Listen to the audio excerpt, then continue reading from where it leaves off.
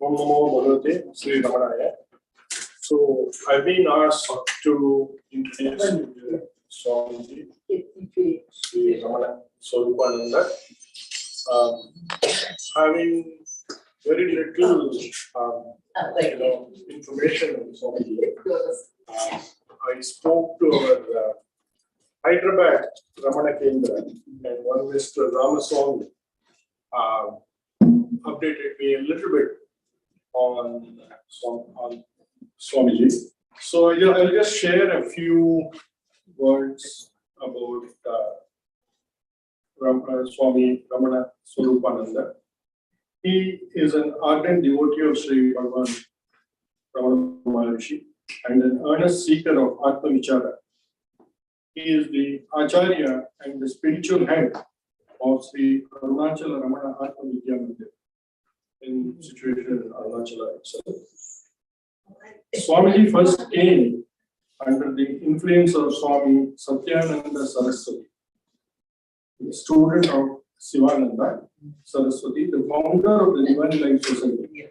And at a very young age, he chose to dedicate his life for the pursuit of truth and for the welfare of the world. And that you can see it in that website, atmavidyamandir.org. As a young man in Tamil Nadu, he was under the tutelage of Swami Tejomayananda, head of the current Chinmaya Mission current head. Later in his monastic life, Swamiji was initiated as an Acharya and was sent on a mission to Sri Lanka from 1998 to 2006. He worked in the Chinmaya Mission Center there, though based mostly in Colombo. Inwardly drawn towards Sri Ramana Maharishi's path of Atma Vichara from a young age, Swamiji beseeched Swami Tejomayananda for blessings to continue his Atma Vichara in Tiruvannamai. His Guru granted his disciples' wish, and thus began Swamiji's current life living and teaching in Tiruvannamai. Swamiji established Sri Arunachala Ramana Atma Vidya Mandir in Tiruvannamai, focused on spreading Bhagavan's life and teachings. The ashram, as I read, will complete 10 years next year in 2023. And as a part of the 10-year celebration, Swamiji is traveling to various cities. He has already traveled, done his yatra in India, and he is now currently traveling in various cities in the US and shown the path to Bhagavan's Atma Vichara and Arunachala Smarana. With this brief introduction, I request Puja Swamiji to give us your talk on Atma Vichara.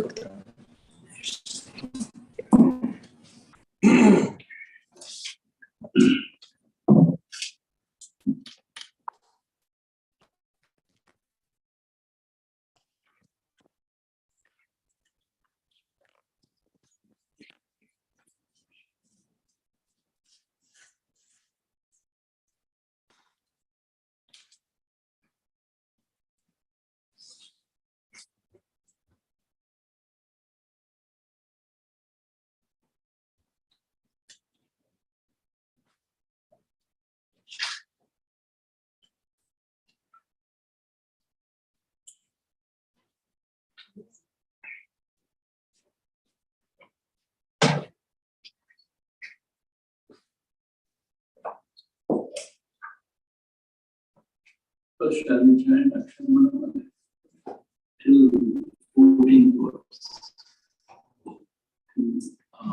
One. Karuna Navama Karudakadinandum Arunachala Shivamina Arunachala Varakhe Sharamanamale Satra Karunakara Ganapatiye Karamarulikapaye Arunachala Shiva Arunachala Shiva Arunachala Shiva Arunachala Arunachala Shiva Arunachala Shiva Arunachala Shiva Arunachala Arunachala Shiva Agamini Pava Agamira Rupaya Arunachala Sundaram Bodhanamum Savinamayiru Arunachala Agamubitum Nagagubesiraya Amarvitadum Arunachala Arikavini Agini Agati Agilam Paritidum Arunachala Kirparita Punaye Ninekita Iniya Vidumar Arunachala Idridum Annai Verigarul Purivum Iduvo Mugadarul Arunachala Unaye Mantri Ora Ulatinil Uruvira Irupai Arunachala Usutrulam Vidadunai Kandadangida Unnalagai Katarunachala Yenai Yadite Podai Kadavavil Iduvo Armai Arunachala Indra Urakam Yere Piragirka Sidu Unakalabo Arunachala Aimula Kalva Agatini Pugumbo Agatini Ilayo Arunachala Uruvana Munnai Politava Varuvar Unsude Idu Arunachala Omkara Porul Opuyavilloi Unayararivar Arunachala Auvai Polenakun Arulai Tandane Aluvadun Gadan Arunachala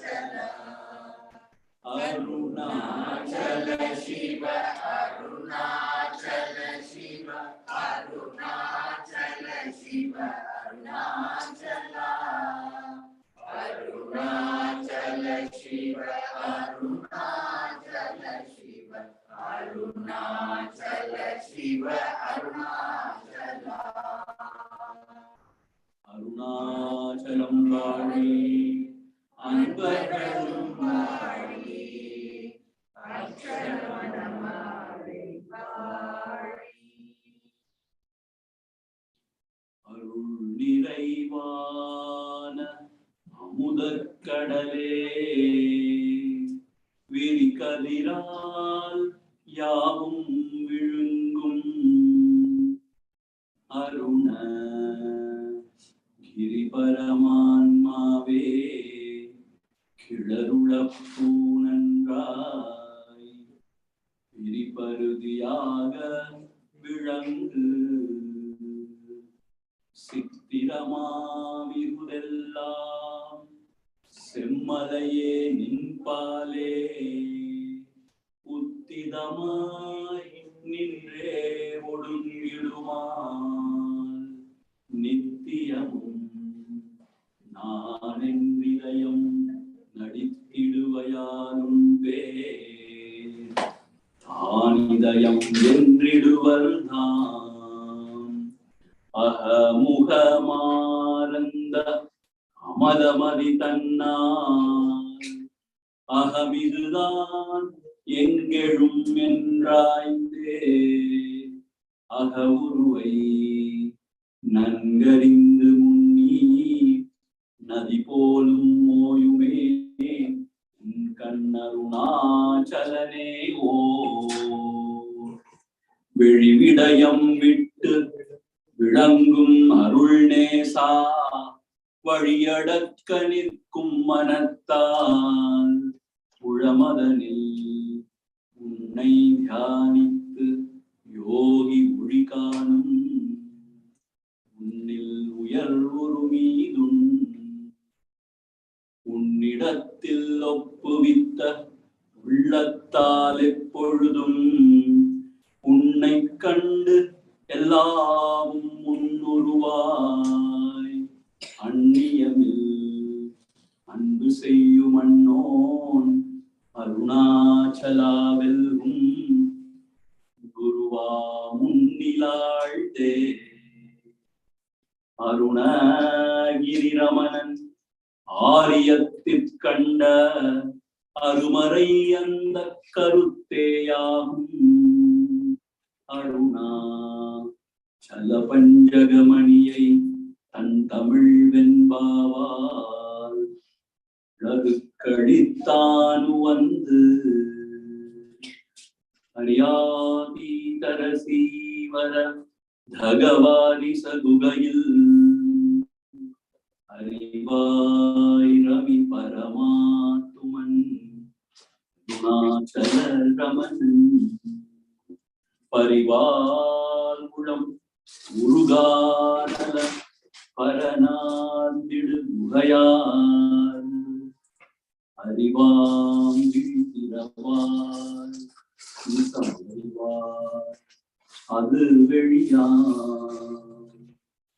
அண்ணாமலையா அடியேனை ஆண்ட அன்றே ஆவியுடல் கொண்டாய் எனக்கோ குறையுண்டோ குறையும் குணமும் நீ அல்லால் என்னே இவற்றை என் உயிரே எண்ணம் எதுவோ அது செய்வாய் கண்ணே உந்தன் கடலினை காத பெருக்கே தருவாயே கண்ணே உந்தன் கடலினை காத பெருக்கே தருவாயே.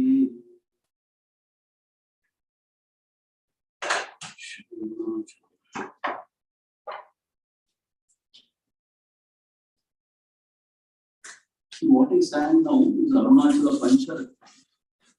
Are you aware of this? Yeah. Yes, it's the most beautiful thing in the Bhagavan.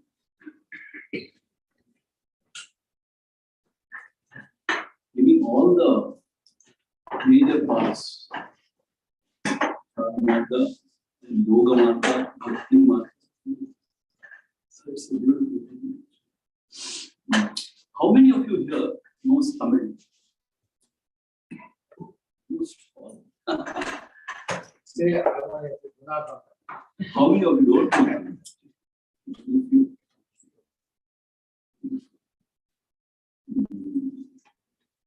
If I know Tamil, you can enjoy Bhagavan so much.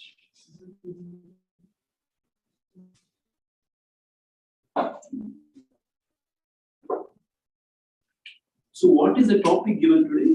Is there any topic specific? Or I can talk whatever I want. Is there any topic specific? So basically, inquiry into non-your woman. Janapadi life. Practicing woman. Practicing woman. Day-to-day life. Day-to-day life. Janapadi.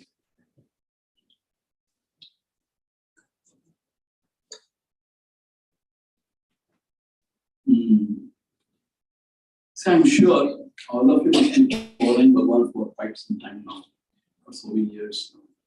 So you all must be knowing it. I will only express whatever insights I have got from Bhagavan.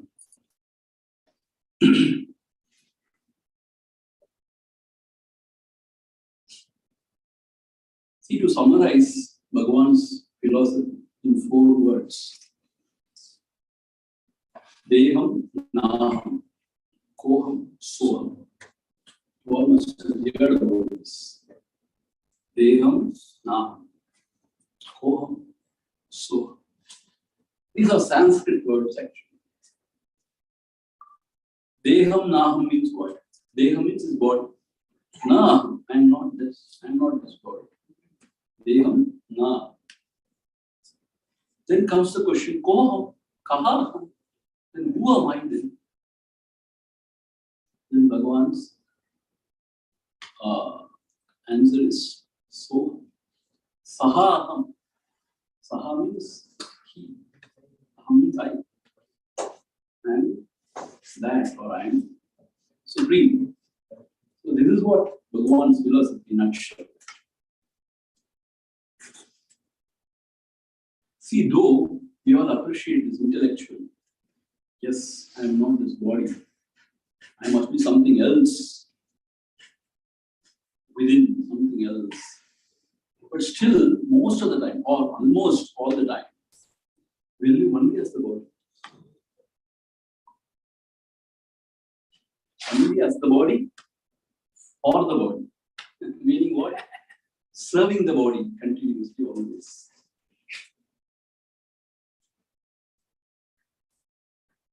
But we all know I cannot be this body. Why? Because this is jadam, inert. And I am conscious, alive and kicking. That's what this is. Alive and kicking.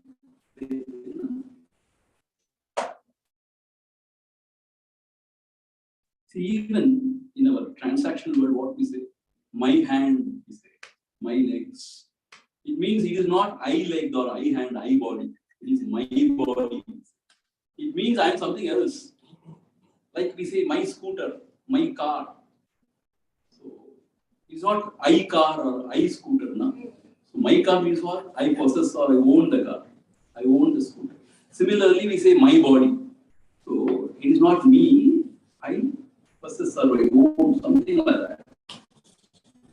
So we all know. But still, when we stand in front of the mirror, we spend so much of time. Why? Because this is me. And I have to present myself decently, beautifully. No? So, very deeply, we feel that we are this much. See, whenever somebody asks us to introduce ourselves, how we introduce ourselves. I am Swami Ramana Swaropananda. I am son of so and so. I am a Hindu monk. I am Acharya. I am an Indian. This is how I introduce myself. So if you note carefully, when I say I am Swami Ramana Swaropananda, this Ramana Swaropananda is a label given to this form to distinguish this form from all the other forms. Right? So, with reference to this form, only I am calling myself as Ramana. When I say I am son of so and so, this body is born in the womb. So, this body is born in the womb. So, once again, it is reference towards the body only. Even if I am saying I am a Hindu, this body is born in that particular cultural background, religious background, in that family. If this body had born in another cultural background, I would have called myself different. Is that not so? So once again, the reference is only towards the body. Even if I am saying I am a man, so it is reference to the body. If I say I am a human being, once again, it is reference to the body. So whatever we know ourselves, we know ourselves only as the body. Or I may sometimes say I am a very good person, very kind person. Once again, we refer to how we express through the mind. Is it not so? So the basic thought, or the basic idea is, I cannot be this body, deham naham. Because when the life departs, this body is dead and gone, mean what? Cannot function. It's just inert.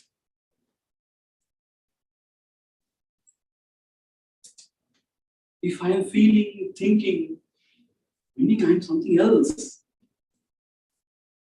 I always wonder, who is seeing from those eyes?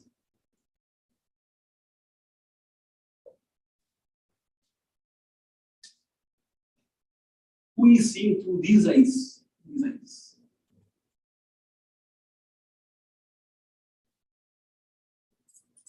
A conscious entity is looking from these eyes.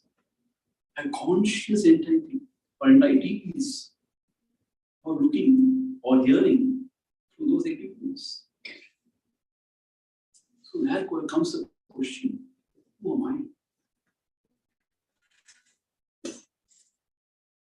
So this is a very fascinating question. Who am I? If I'm not this body, who am I? It's a fascinating question because I am not son of so and so. I am not Hindu, Muslim, or Christian, or Sikh, or anything. I am not even a man or woman.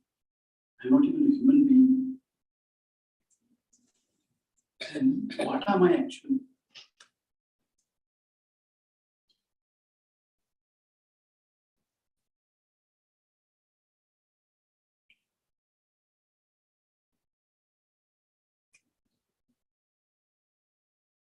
See, we have to ponder over this question. See, generally what we do, some people after studying Vedanta and all, what they do, they say, I am not this body, I am not the mind, then who am I? I am Sachidananda Swarupam, I am Brahma Swarupam. This is not the way to go about. In Ulladanatha, Bhagavan says very clear. No. If you say I am Sachidananda Swarupam, there the inquiry stops. And you don't know what is Sachidananda Swarupam. Or you do not know what is this, is only a sound for us, Sachidananda. So that is not the inquiry. You have to ponder over, oh my, from where I have come,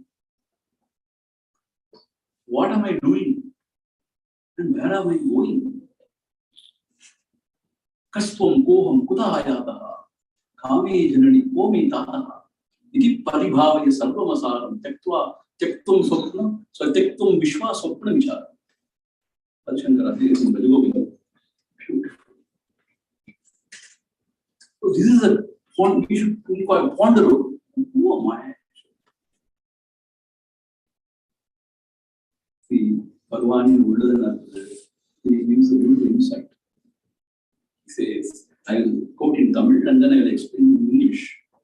He says, Sada udalna nennadu sachittu uriyadu. Sada udalna nennadu sachittu uriyadu. Udalalavam nanulludikum ida He says, this gross physical body cannot say I. Why it is inert? It cannot proclaim as I. Sadavudal nan ennadu. Nan endru ennadu. It will not think as I or it will not proclaim as I. Sadavudal, this gross body.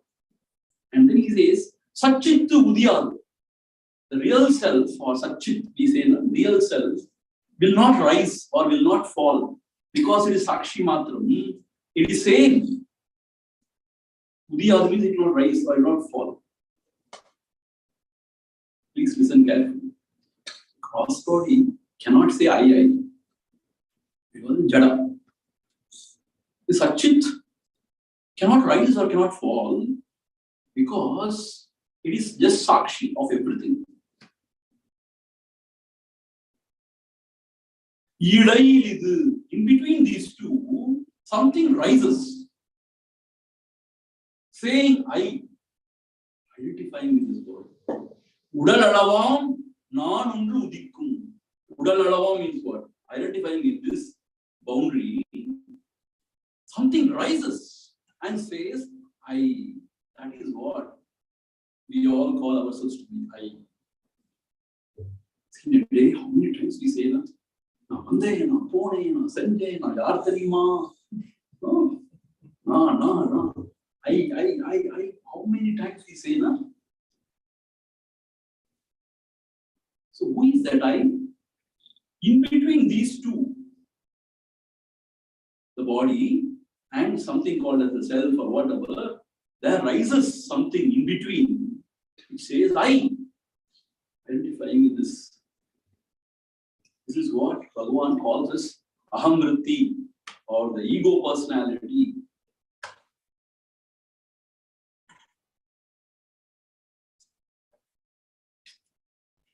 So now the inquiry or the vicharam is, who am I? From where this I is arising? This is the inquiry. So koham. Koham means, who am I? Who is this I? Who is arising? Arising means what? In the deep sleep, somehow we don't perceive anything, not even our own self. Is that not so?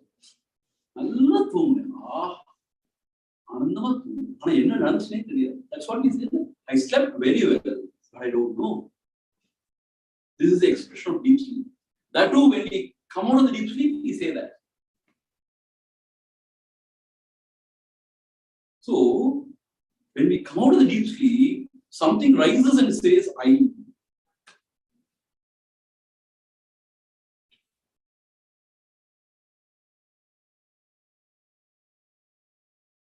So, who am I? And Bhagavan says, first the I arises and then all the other things rise. All the other things rise. Interesting.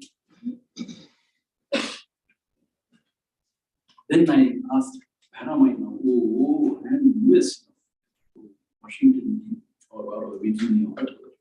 See, nowadays I sleep every night in different places. When I get up, I really don't know where I am.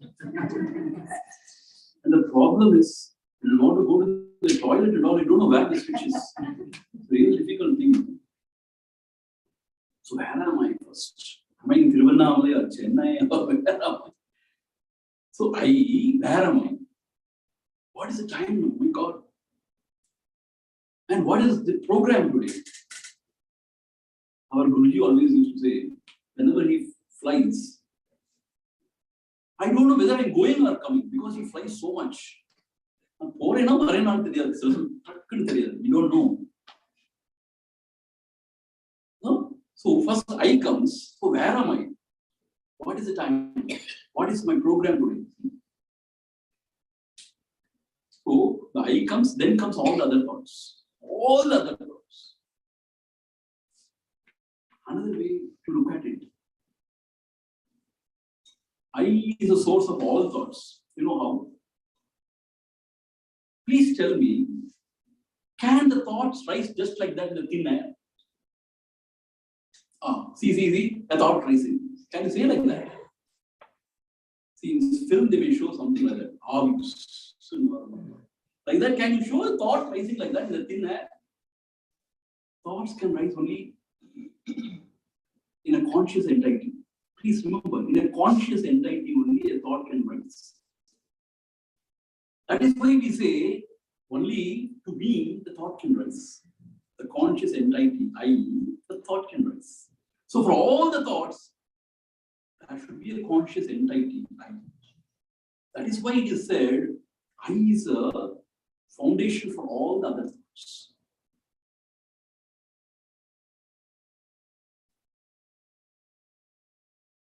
You understand this? It's a very wonderful thought. Why do you say that I is a fundamental to all the other thoughts? Because thoughts cannot just rise like that. It always rise in a conscious entity. So, who is the conscious? I. So, I is fundamental for all the thoughts to rise. So, Bhagavan says, don't worry about any other thoughts. Thoughts may be so many, good, bad, vulgar, whatever it is. Just don't worry about it. Now, inquiry is, who am I? We all feel, I am. We all feel, I am. Even the pitch darkness, when somebody asks you, hey, are you there? Yes, I am. We say, why? We say, because we all feel I am. So, yes, I am. Are you able to see the table? No, I'm not able to see the table. It's all pitch dark. Are you able to see the door? No, I'm not able to see the door. It's all pitch dark. At least, are you there? Yes, I am there. How do you know? It's pitch dark. How do you know you are there? Arey, I am there. I know you. See, think about it. I am unable to see the world outside, the table or the door or the fan, because it's all dark, you say. Then you should say, I don't know whether I'm there or not. Do you say that way? No. You say, I am. Yes, I am there. How do you say I am there? Because we all feel the throbbing of I am. This is what Nisargadatta says again and again. This I am is fundamental. So whatever may be the other thoughts, Bhagavan says, don't worry about that. Now the central thought is I thought. Now we inquire, who am I? From where is I thought? Now what is the meaning of inquire? One thing I tell you. Now I go everywhere and talk about this Atma-Vichara.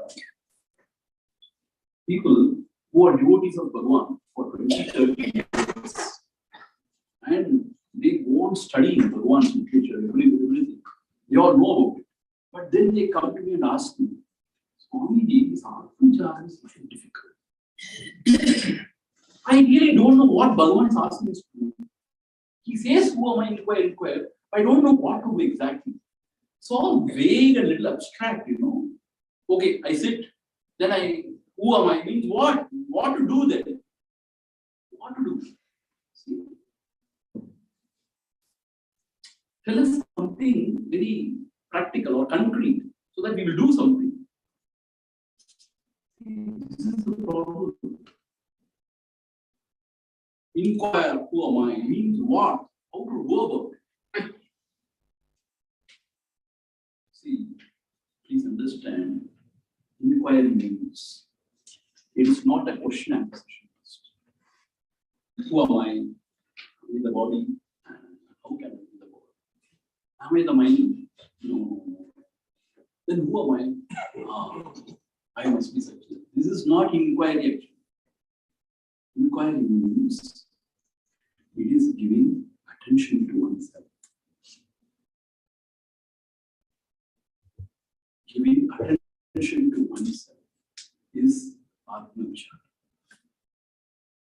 See, in the world, if you want to know about something, what you are doing, you are giving attention. Is it not so?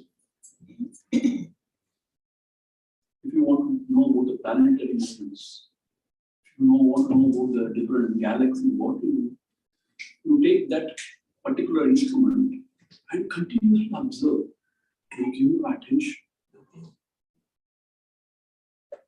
Suppose if your son or daughter is not doing well in his studies, what you do? You give attention.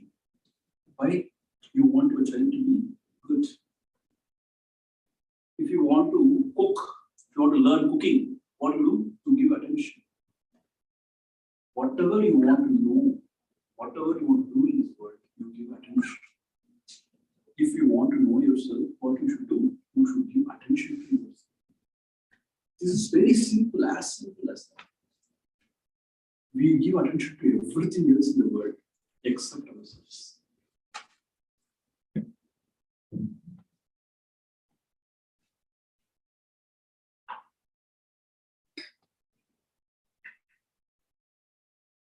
So who are my means? Just giving attention.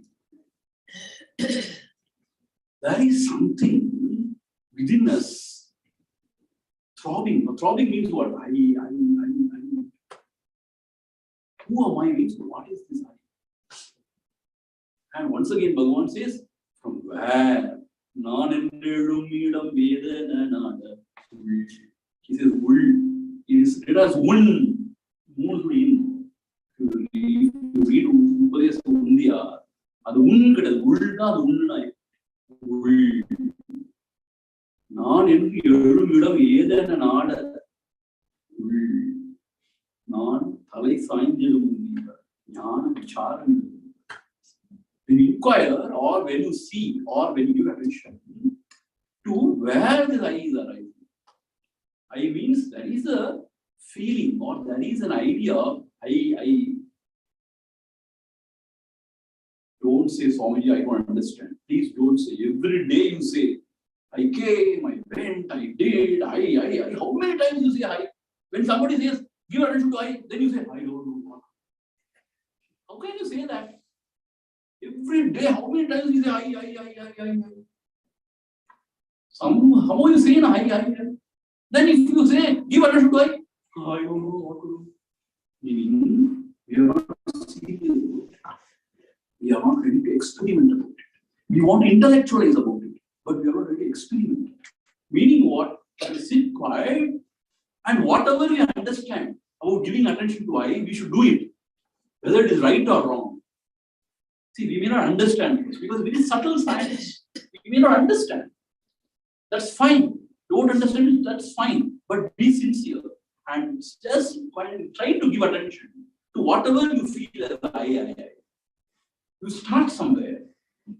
And I tell you, the Guru is here in the heart. He is Atma, the self. When you start this inquiry sincerely, yes, you may fail or you may not understand initially, but the Guru is within you. He will guide you. Nobody else can guide in Atma Vishara. Please understand. Nobody can guide you in Atma Vishara because it's so subtle. See, the acharyas who come in the world outside can only give some hints that Bhagavan has given enough. And great thinkers or great jnanis like Nisargadatta has given enough. Adi Shankara has given enough. But we have to be sincere and try to give attention to whatever we understand about life. When we start doing that, the help, the guidance comes from within. Please understand this. Don't say, I don't know, I don't understand, it's all abstract, it's all very difficult, it is not my cup of tea. For me, I think surrender is easy, surrender is not easy. You try. We go to God and tell Him, God, please do this for me, do that for me. What we should do, you know, that is surrender. Whatever you wish, you do it. That is surrender. But we don't say that. I want this way, you please do it. And I will give you this. And God is waiting.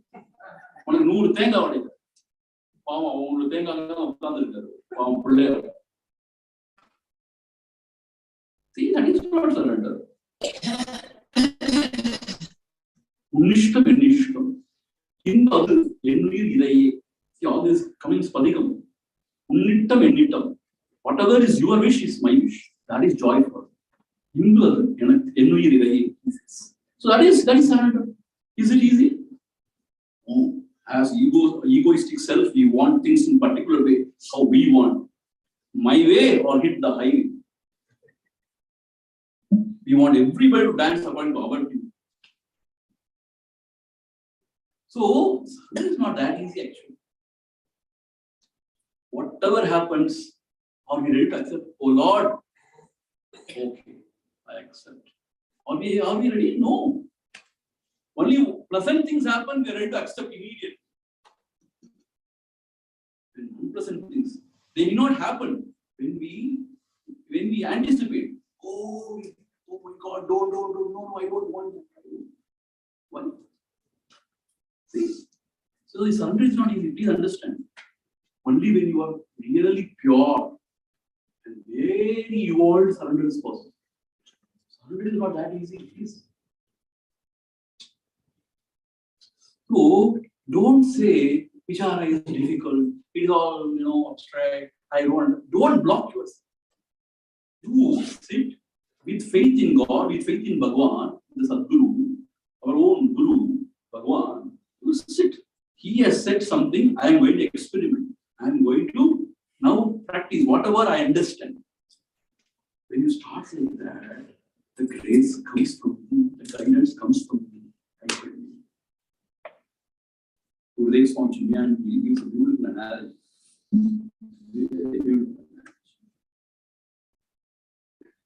Let us say it's pitch dark. Amavasya. Pitch dark, let us say. Let us assume there are no street lights. Let us assume. You want to drive, so let us say Virginia, from Virginia to say Maryland, let us say. You sit in your car and then you wonder, when God falls pitch dark, how will I go? Oh God, how will I go? How will I go? If you sit like that, you have to sit always. You start the engine, you start the car, the headlights will come. It will illuminate only the 10 steps. You move, the next 10 steps will be illuminated. Then you move, next 10 steps will be illuminated. Like that you can reach.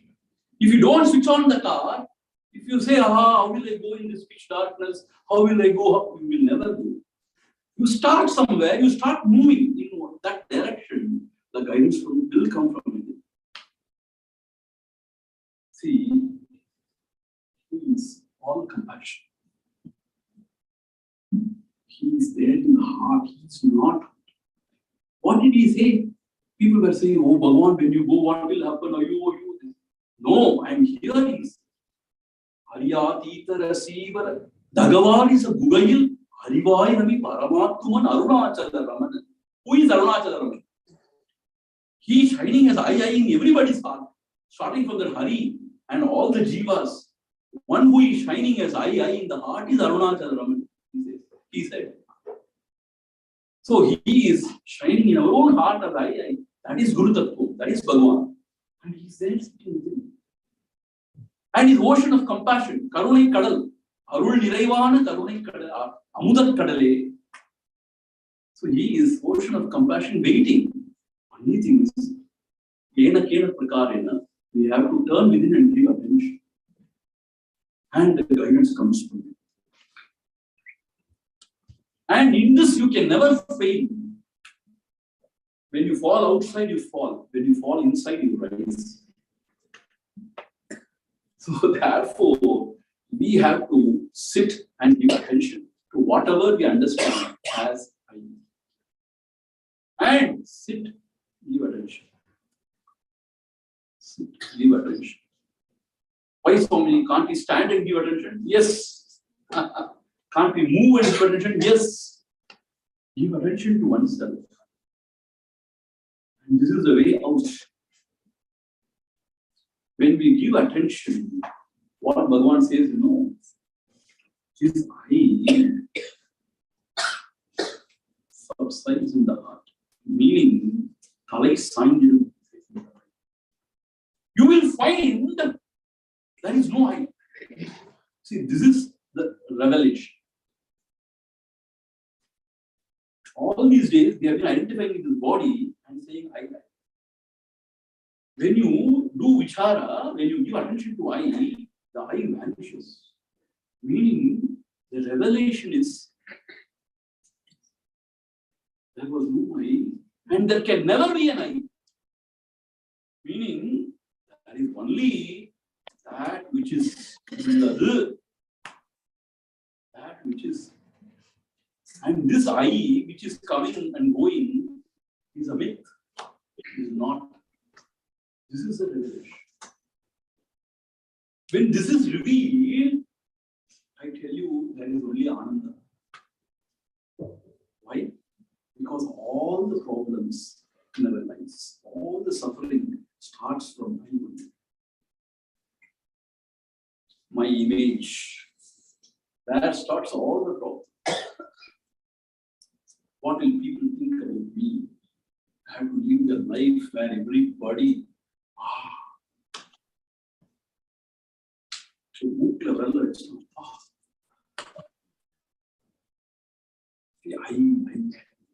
And with that, the extension of that is these people are mine. All the others, I don't care. These people are mine. Who? Those who give me happiness. My wife, my children, my mom. So with this, the suffering starts. Actually, where the suffering starts? From I only. And we don't stop there.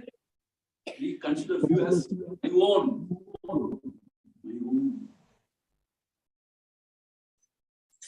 Guru Patri Undahum.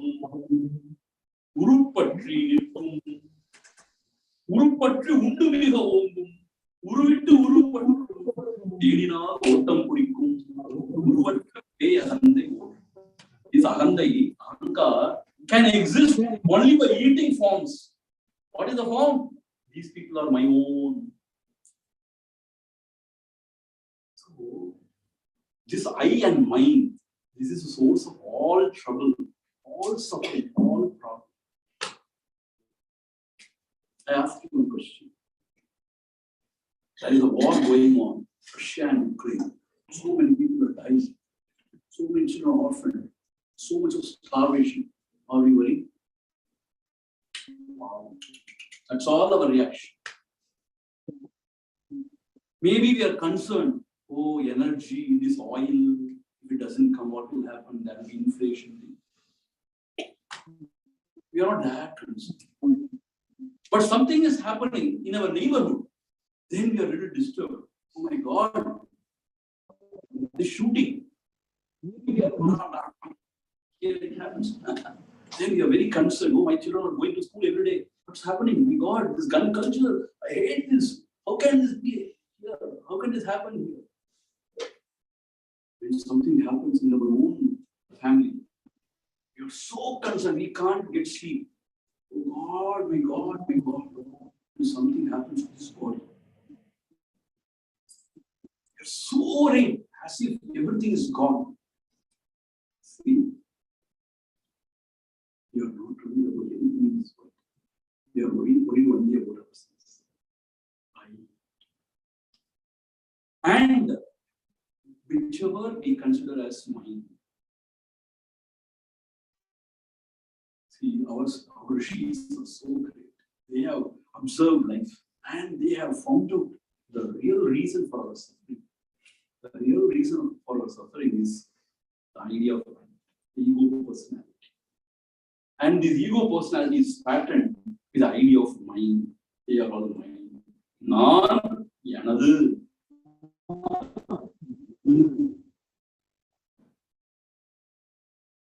So, when you inquire and find out that there is no I, that is the question of mind. When there is no I, there is no.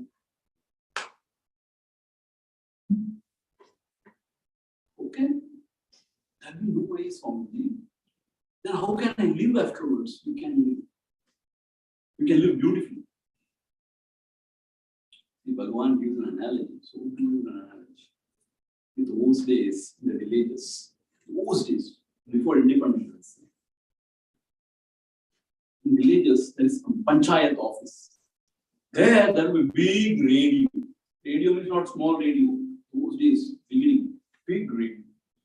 And the villagers used to go and sit every evening and listen some news, some songs. And all. The villagers were not knowing how it's coming. They were all thinking somebody is sitting inside and singing. Somebody is sitting inside and giving out news, reading out the news. One fellow, out of curiosity, wanted to see who is sitting. So in the night, he went there stealthily and he opened that radio. And he found nobody. He was so stunned. My God, nobody inside? But how come the song is coming out? How come the news is coming out? How come? This is how nobody inside. Everything is happening. This is the mystery. Nobody is inside. See, this is the mystery actually. You won't believe, but this is Satyam. Meaning there is no brain inside. See, always we are worried about ourselves. What will happen to me? If I lose job, what will happen to me? What will happen to my children? Me. Why do we go to astrologers? What will happen to my future? Always worried about what? When we go to God also, what we say? Oh God, please take care of me, my children. Oh God, I have got such and such desires. Please fulfill all these desires. Always, you please watch. Mind. This is our concern. When you find out there is no I tell you there is so much of relief.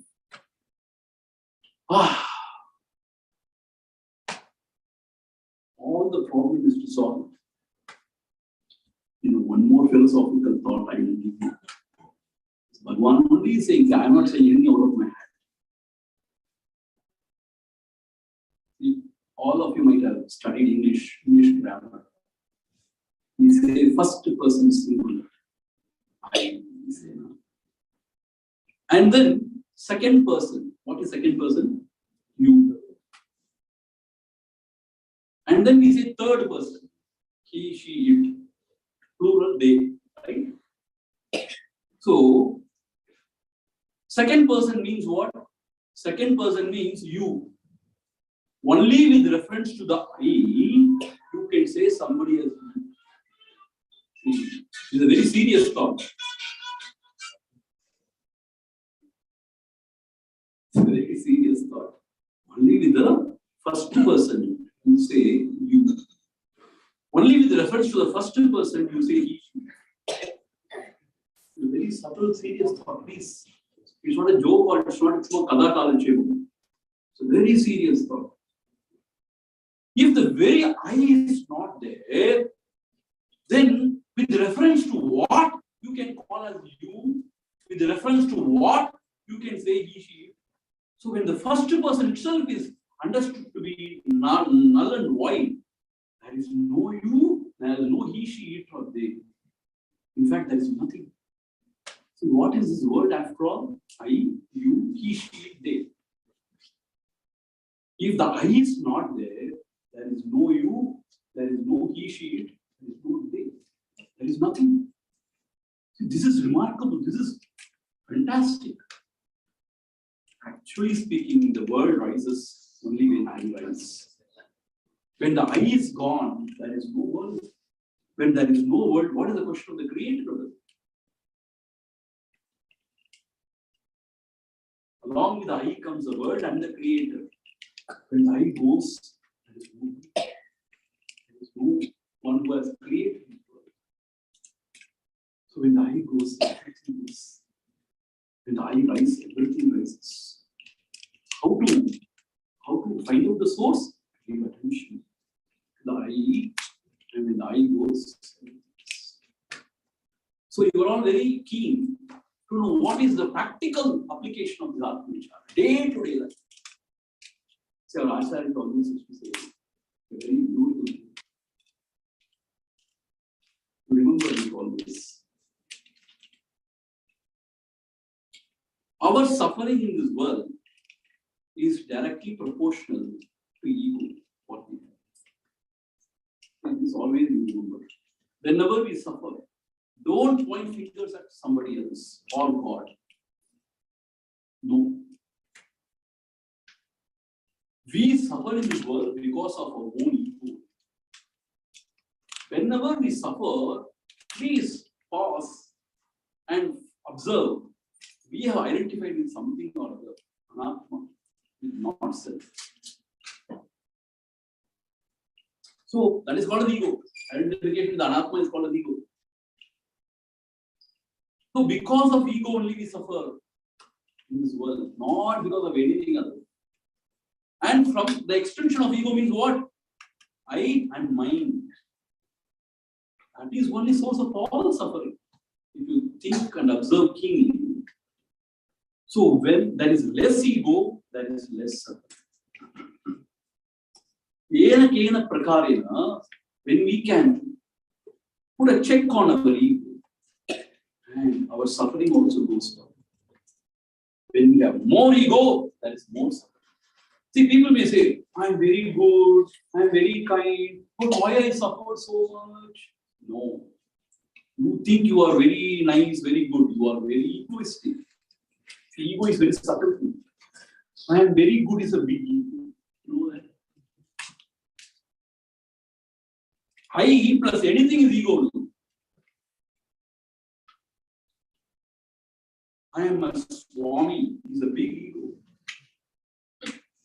Why? Everybody should come and respect me, fall at my feet. What an ego. I am a guru, big ego. Our guru never proclaimed that he is a guru. Wonderful, how wonderful. Guru Naiva Shishya. He never proclaimed anything. He never called himself the avatar or anything. He never called himself anything. He was just there as his own self. Wonderful. Bhagavan is the most beautiful expression of God or whatever. So, Ahankara is the root cause of all suffering. When we can really inquire and keep a check on that Ahankara, life becomes simple and easy. Do you know why children are always joyful? Children may cry, because when they are hungry, they cry. When they want something, they may cry. That is all. But generally, they are very happy, very small young children. Why? Because they have less ahankara. More the ahankara. When we grow older and older, more the past, more the ahankara. More the suffering. So what is the practical implication when we reduce the ahankara and mamakara? Life becomes very beautiful, very simple, and suffering becomes very less.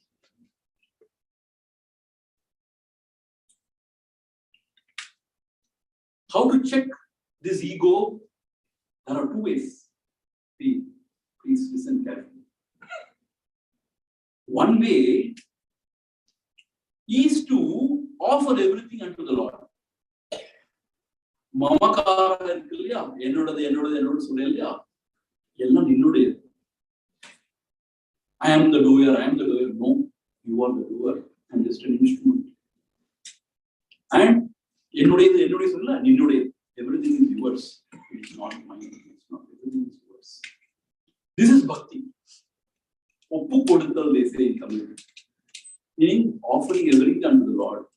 When the mamakara reduces, when the mind, the idea of mind reduces, then the I becomes very thin. That is bhakti marga. What is jnana marga? Jnana marga is actually catching the bull by its horn. You straight away ask, who is this I? What is this I? Trying to find out the source of the I. When the I is destroyed, there is no question of mind. Only when the I is destroyed, there is peace. Only when the I is destroyed, there is love, there is compassion. As long as there is I, there is no love. There is only love for our own selves. Those who give us happiness, we love them. Those who give us sorrow, we hate them. We don't love anybody in this world. We love only ourselves. As long as you're egoistic, we don't care for ego. We care only for ourselves. We love only ourselves, we care only for ourselves. Only when the ego is gone, reduced or gone, then we love others. Then we care for others truly. Then there is peace and joy. When the ego is destroyed, there is no transmigration. Who is transmigrating? Either personality, the jiva or the ego personality. And there is no ego. One who is already dead, how can he die? See? One who is already dead, how can he die?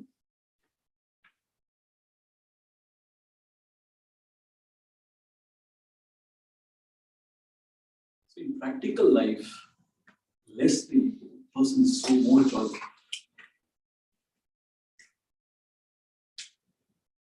So vichara can happen even when we are doing our work. See, it is very, very difficult in the beginning. But what Bhagavan says, in the beginning, you allocate some time in the morning and evening and sit and focus your attention on the self. If you can do it continuously, it is the current is generated within. And that will happen. And giving attention is only difficult in the initial stages. And later on, when you know what it is, you know the knack of it, it's very sahaja, means so very, very, very not difficult actually, very simple, very easy. It is not even turning attention to all. I am. So that idea, that Purana is there. So just to give attention is not difficult. It is only the earnestness, sincerity comes. So more we are aware of our inner world, outer world, more we are sort of grounded, more we are happy.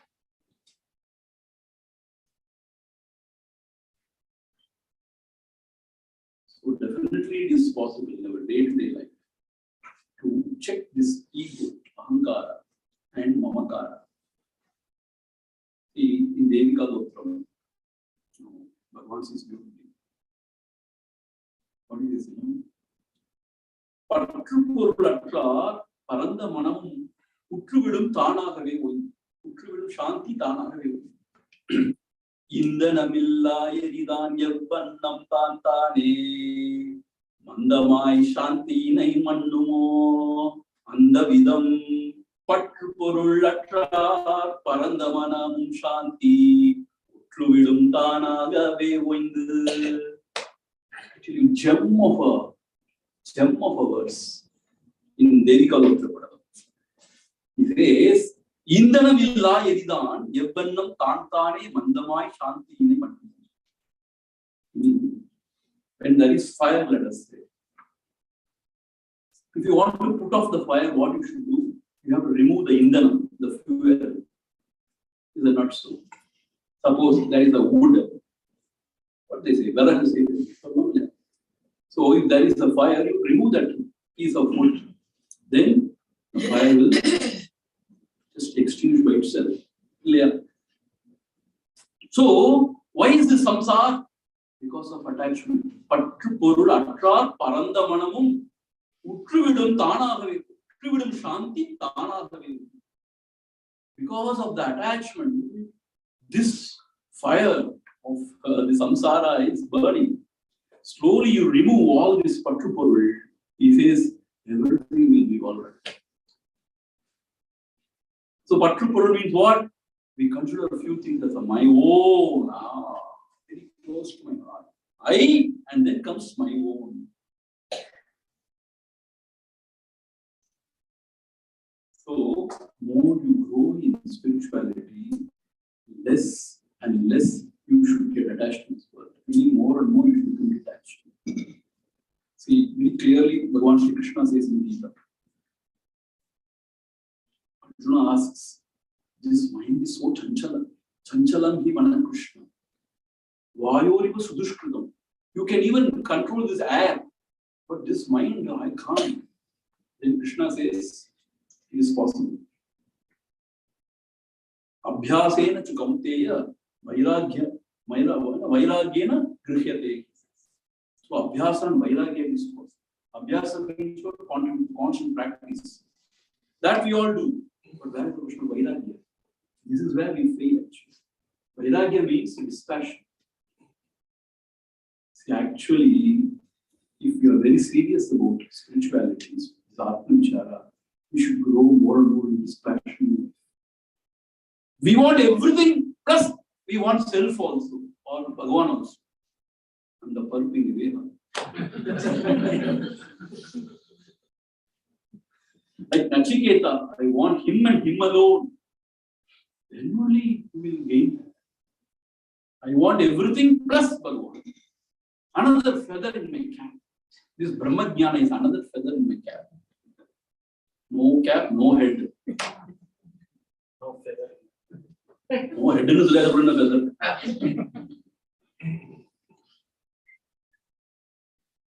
So this is our problem.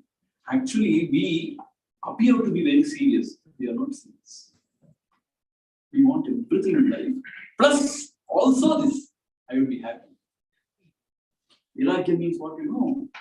All these things. Because whatever perishes.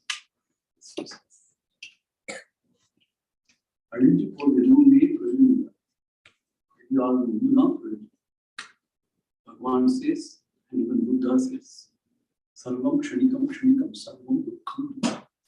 Whatever perishes is Dukkham. So this is Vairagya. See, we all say, Swami, we have been following this path, but we don't see any light. There is no sort of improvement. There is no progress. Why there is no progress? Because there is no Vairagya. Yeah, we sincerely attempt. We get some temporary peace. But there is no Vairagya. There is no dispassion. We want everything in life. Dhyagenaiki amritatvam.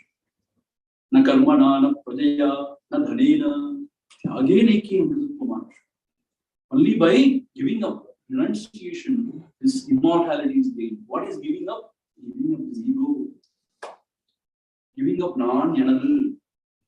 All the attachments. Then the self is gained.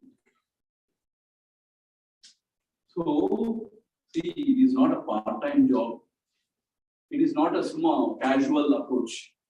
If you approach it casually, you will get only that much. Yeah, you can discuss about Bhagavan, you can discuss about Aha, Bhagavan Asinja, Isinja, Apa, Evulupiri Mansha, Evulupiri Yani, you can all go on talking like that. But what you have gained? When we are serious, when I want self and self alone, nothing else. Because that is it. That is the thing. That is the best thing.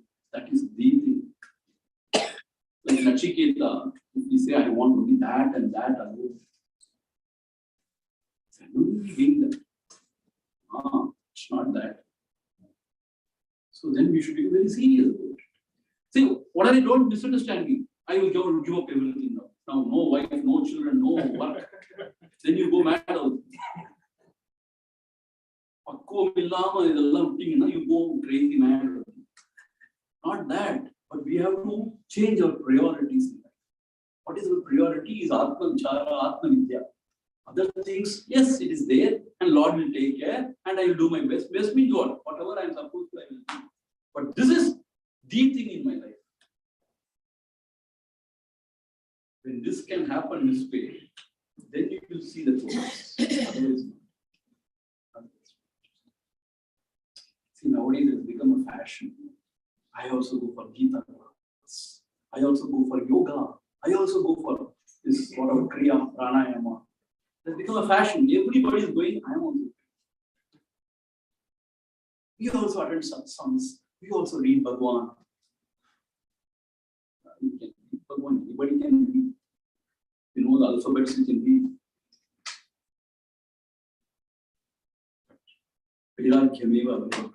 More you grow within, more distraction, more detached from the BMI, more we grow. And Atma Vichara becomes simpler. See, Upanishad, Bhagavan says, Ulagu vittu. Ulagu vittu. Very powerful word. Ulagu vittu. Then what is reviving? Nothing.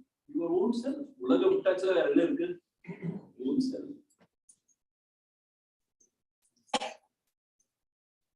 So, more the ego, more the suffering. Suffering is directly proportional to ego. Less the ego, less the suffering. No ego, no suffering. That is only peace. There is no ego. Who is there to suffer? In fact, when there is no ego, there is no moksha also. Because for whom the moksha? Only for this jiva. I am bound. I want freedom. When this I itself is not. For whom this moksha? See, Bhagavan says all these things in Uladana. Uladana is the best thing I can do. Bhagavan clarifies everything in that text. After that, Anubandham, these two things. Oh my God, everything he clarifies. So for whom the bandha? To I only. Have you ever inquired and found out what is this I? I itself is not. Then who is bound? When the I itself is not, then for who is the moksha? So to find out there is no I is the spirituality. To remind us the egoless, the self, that is spirituality. So for that, we need this vairagya. Vairagya means dispassion. Vairagya meva vayam. Then only there is real fearlessness. So more we give up the I and mind, more we are peaceful, more we are evolved. That we should find our way to it. You can give up the I and we, but there is always the I will be there, right? Die. I. Oh, that it will become die. Die. God. God, that is God. See, as long as I am there, only there is word and there is God. Why is God? When there is no I, there is no word itself. There is no triputi at all. There is no experiencer. When there is no question of experienced. When there is only experiences, there is experienced. When there is no experiencer himself, where is the question of experienced? So God, whatever you call as God is only an object of your, I don't want to call imagination, maybe whatever you objectify, whatever. But when there is no I experience, that is the question of experience. You can say that way. The God becomes one with the self. These things you can say to console yourself. You say, where is the question of God? Then you get shock. What is this Swami saying? Then you can say, the God becomes one with the self. So when the I itself is not there, then there is nothing but pure consciousness and pure blackness. And So everything is blank. not blank. I mean, you are aware at the same time. Not blank. That is only consciousness. And Sakajasthiti is something wonderful. Even though he is transacting, but still he is abiding in his own self. And the vision of oneness is not at all disturbed. I see. And a very different story actually. Okay. In Ramana Gita, recently they have been taking Ramana Gita in Chennai. Mm-hmm. Beautifully Kavya Kanta Garapati expresses Bhagavan's idea only. Who is Sakajasthiti. See, what I'm trying to say is, you don't misunderstand me. We all are very devoted to Arunachala, Bhagavan. What I'm saying, when there is no experience, there is no experience. And deep sleep, is there an idea of God? In deep sleep, there is no idea of oneself. How can there be idea of God? So only when the mind comes, the world comes, the idea of God comes, everything comes. And there is no mind. There is nothing except the self. And the self itself is everything. You may call it as God, Brahman. See, the mind only objectifies. We always want to have God with form, with attributes, who is compassionate, who is yes. If you are with form, God, that's what Bhagavan says. If you are with form, God can be with form. If you can function, God can function. The I itself is questioned. and found out to be nothing, then nothing remains except the self, which is the source of everything, which is உள்ளது. That உள்ளது is not I. See, not I mean what? Not this I. Okay, some I mean. No, it's I. Non. Then artham ketta. Akanda. Akanda means what? Where there is no question of I versus rest. See, now the ego I is I versus rest. That I alone. There is no question of rest. Versus rest kadayadu. Adu akandamaayidadu I. So the entire universe is I only. There is no universe. In Mandukya Karika, Kaudapada clearly says, not only the world is not, that can never be a world.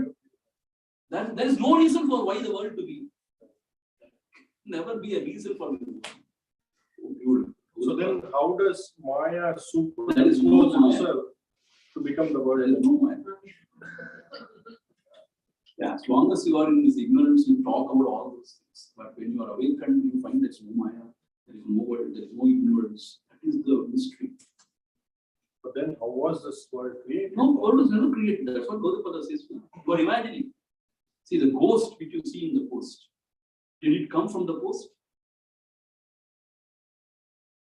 See, in the pitch darkness, if you go, and you, ghost, my God, ghost, you see. And then somebody says, hey, it's not ghost. It's just an innocent ghost. Now the question is, where from the ghost came? Did the ghost come from somewhere? It came from the post. It went into the post. It's just a figment of your imagination when you are scared. So similarly, the world never came from anywhere, never went inside anywhere. It's just a figment of imagination. Whose imagination? You question that fellow will go. There is no imagination. That is what Bhagavan says. You question the imaginer, the person who is imagining. See, if you go to deep Advaita Vedanta, I tell you, it is very fascinating, mind-boggling. The real Advaita Vedanta, if you want to study, you should go to Gaudapada. And Bhagavan talks only Gaudapada. When we were taking Mandukya Karika, we were so wonderstruck. Bhagavan talks only about Gaudapada, nothing else. Bhagavan talks only about Gaudapada. He never comes down. Beautiful. Bhagavan is so beautiful. So Bhagavan has many times said there is no mind itself, cut off the mind. That's true, that's no mind. Manadinuruvai maravadu sava, manamena ondrillai undipara, marganir arkuli undipara. Inquire what is mind, there is no mind. When you don't inquire, mind is there, world is there, suffering is there, everything is dancing, because there is no vichara, avicharam. And the vichara is there, everything is gone. This is the beauty. When there is vicharam, everything is destroyed. When you mention the it, comprehend. What next? There is no next. There is nobody to think what is next. That's it. There is nobody to think what next. There is nobody. You won't see. Don't ask me. Pure consciousness. Go and see. Don't verbalize it, saying you are conscious. Yeah. You go and see me God. You be there and you will know what it is. Or you will abide there and everything is free. So basically you're saying is you experience it. And You means you will die. You will die. In your death is auspicious. The life. When you say death, it's not the physical death. It's not physical. How can it? I mean, the death of the ego. death of the ego. கொலாமலே கொல்லும் அருமருந்தொன்றுண்டு கருத்தினுள் ஒரு கால் கருதிட கொலாமலே கொல்லும் அருமருந்தொன்றுண்டு. Bhagavan says in a Padigam, கொலாமலே கொல்லும். It kills you without killing you. That is a medicine in this world which kills you. Medicine means it should cure you, no? Like our modern medicine kills you, but without killing you. That is what he is Arunachal. அருமருந்தொன்று அவனியில் அதுதான் அருணமா திறமென அறிவி. So that is what Arunachala. So Arunachala is a form of Shiva. Yeah, that's what Bhagavan says. As you have got a form, the Supreme has got a form, that is Arunachala. Bhagavan says from one context he says that. And you know, Bhagavan with compassion, he is giving that alambanam, that support to us. See, but you know, if you follow very seriously Bhagavan's philosophy, then you will question what is this. He's saying all this, then he says, Kallu Malay Puchita,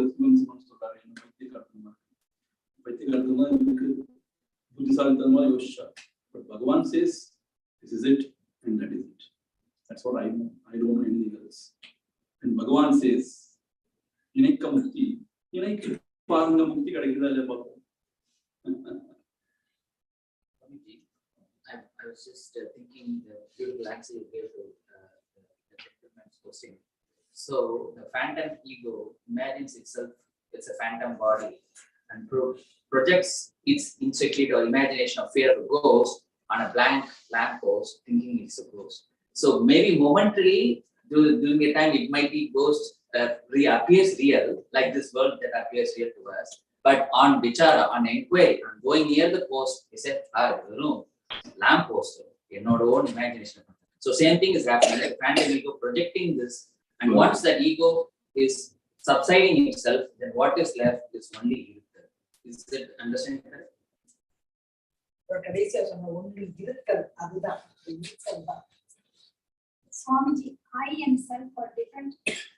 Yeah, see, I, when this I is identifying the body mind, it is something else, which is called as ego, which is false.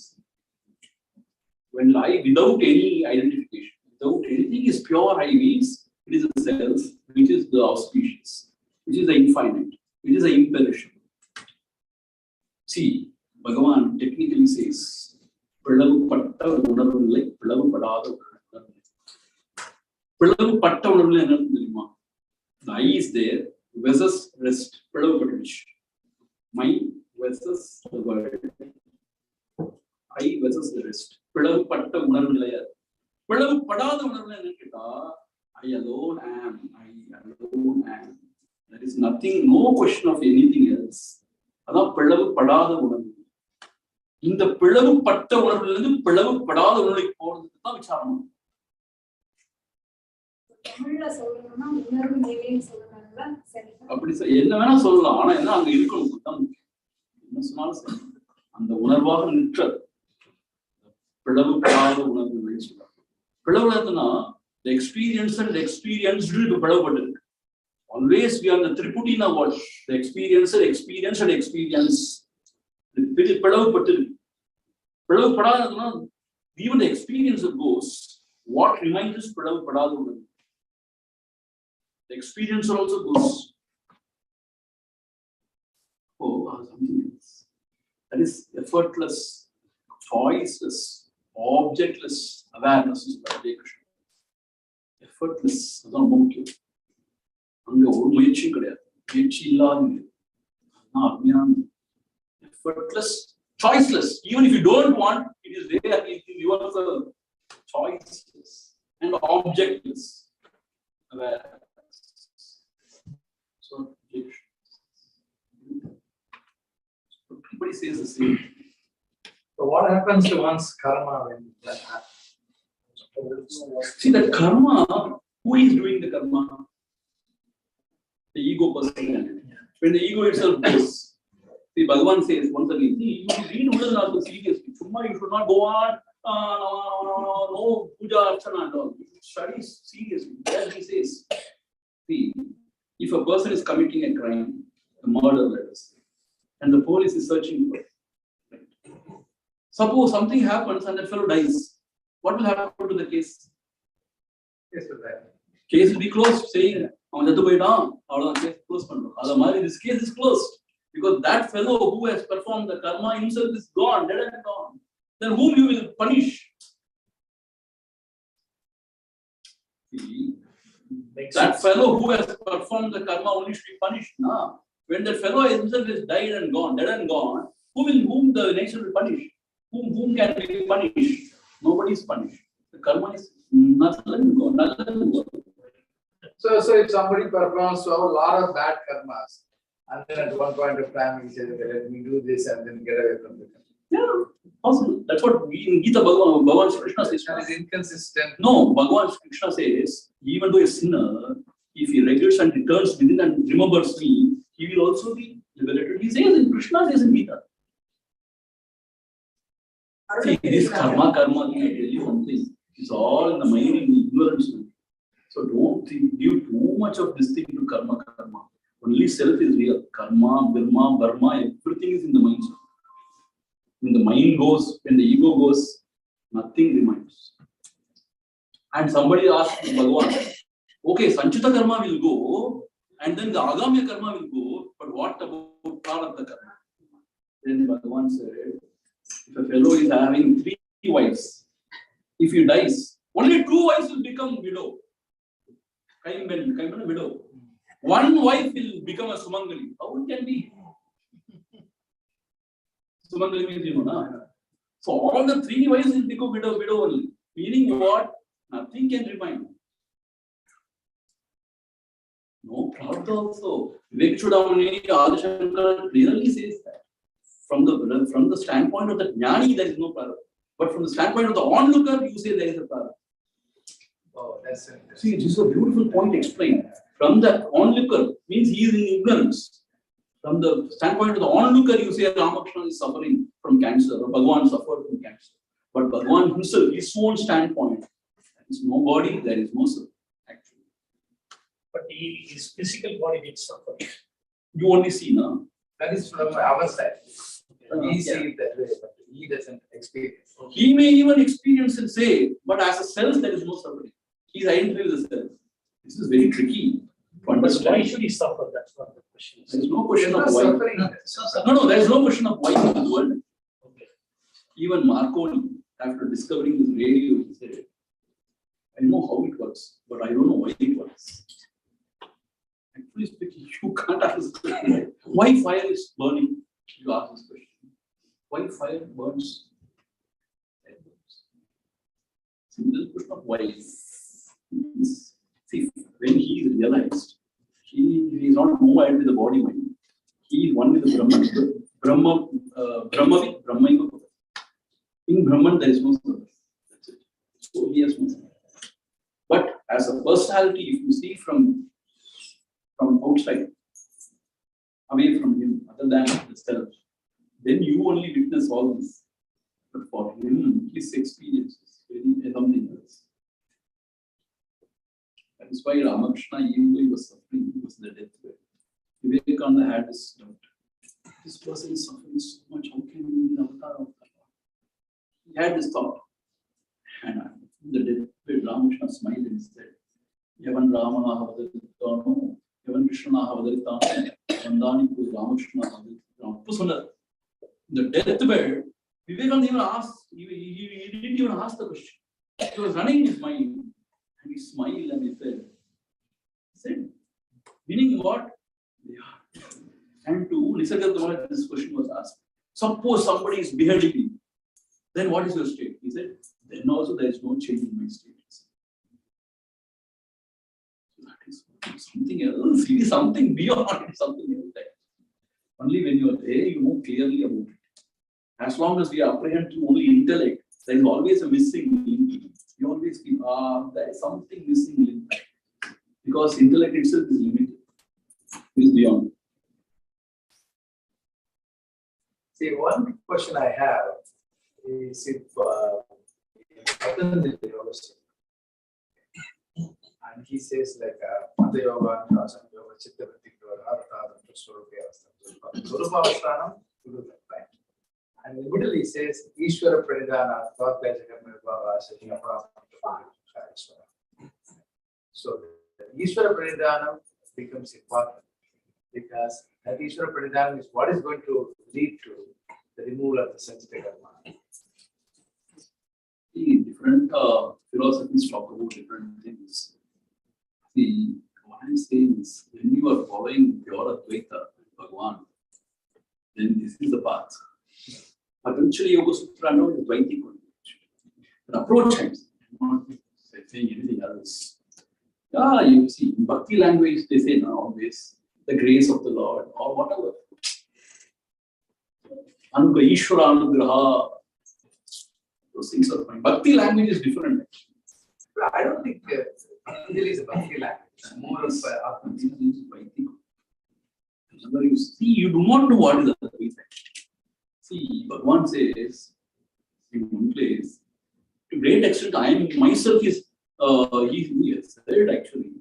Vishishthadvaita University. You know, we all know only Vishishthadvaita and Dvaita. Advaita is there, something else. Gaudapada, what he talks is Advaita. Even Shankara, for the sake of clarifying certain things, he comes a notch down actually. When he talks about Vyavahara, he has come a notch down. Vyavahara Satyam. From Gaudapada's standpoint, there is no Vyavahara. That is ultimate. When you read even Nisargadatta, you feel, what is he talking? Nisargadatta talks from there. Prakriti and Purusha, there is a differentiation in Patanjali. Here only we are concerned about only consciousness. Without that seer, there is no seer. There is considerable difference in different philosophies. And accordingly, the language differs. But when you practice it sincerely, it all will take you to the same.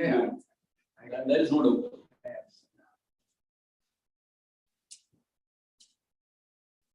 What is the time? Till what time we can only 7:30? 7:30, next to our, whoever have a question, they can ask. No, what they were doing. One question. Devotees always have one.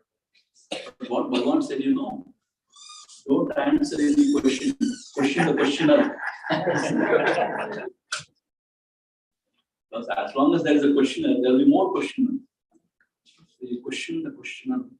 That is the way out of all questions. So Swami, one person asking question, other person doesn't. At the end, they both don't exist after some time. I mean, physically. I mean, they die, right? They pass from this world or whatever. What's the difference? Because at the end of the day, what you said, it's all just the suffering in this world and the karma you mentioned. See, you should not make a khichdi out of the absolute and the relative. When you talk about relative things there, when you consider this body, you see a world, then there are different worlds. There is God, there are different devatas, there are different paths, and everything comes into being. Then there is transmigration, rebirth, punya, papa, naraka, swarga, everything comes. Everything comes from world. It's very remarkable. So when you consider the body as a jiva, as an individual, as a ahankara, everything is true.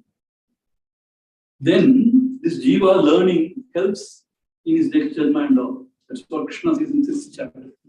When you die as a yoga brashta, without succeeding in your yoga, what happens? He says in the next janma, he will continue from where he was left. So please don't misunderstand. When you identify with the body and when you are in ignorance, all this is true. At the same time, when there is no body identification, the ego dies, then there is nothing. So which is truth? This is only the truth. But once again, the ego or the ahankara or the intellect asks very many questions. So very many things are answered. But in the relative sense, it all seems to appear true. Ada Vyavahara Sattam Bhagavan. Shankara also accepted Vyavahara Sattam for this reason. And Bhagavan also says clearly, whether there is God, the person asks, are you there? Yes, I am there. Then God is there. Are there worlds? Are you there? Do you see a world now? Yes, then there are worlds. There are rebirth. There is a rebirth, everything. Are you there? That is the question. You inquire and find, oh my God, this I itself is not. this is the remarkable thing. Everything comes from mind. This is a revelation. Everything comes from mind.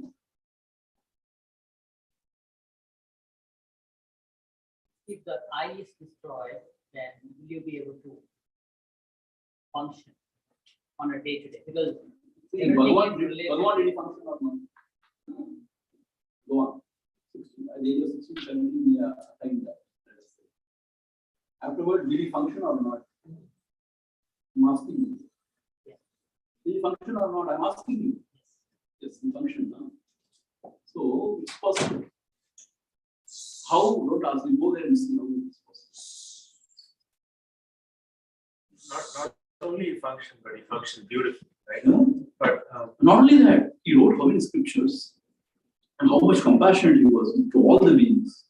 So I your have a- function detached state, detached function.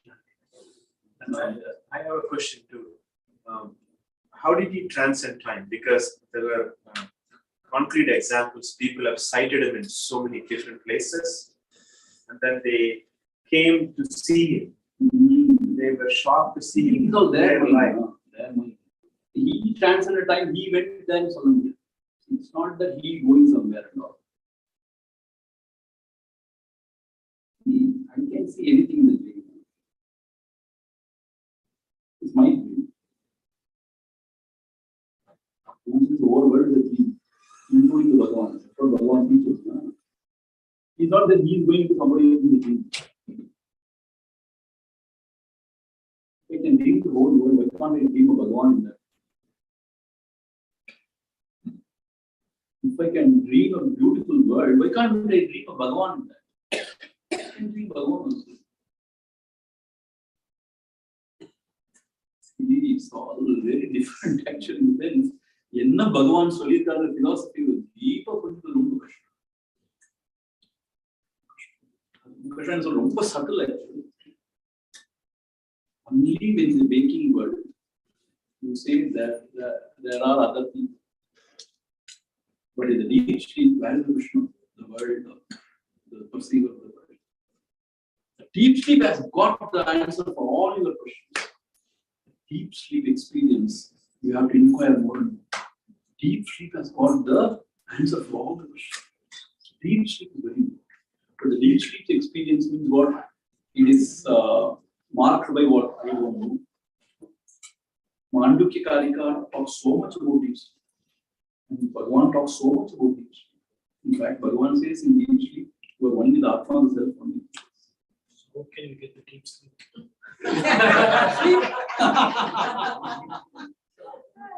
In the deep sleep, you cannot inquire. You have to think about what is deep sleep.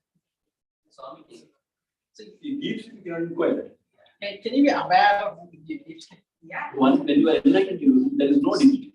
When you are enlightened, there is only to be one state. All the other states merge in it means what? It is nothing like dream or waking or being and deep sleep. Turiya means it's one.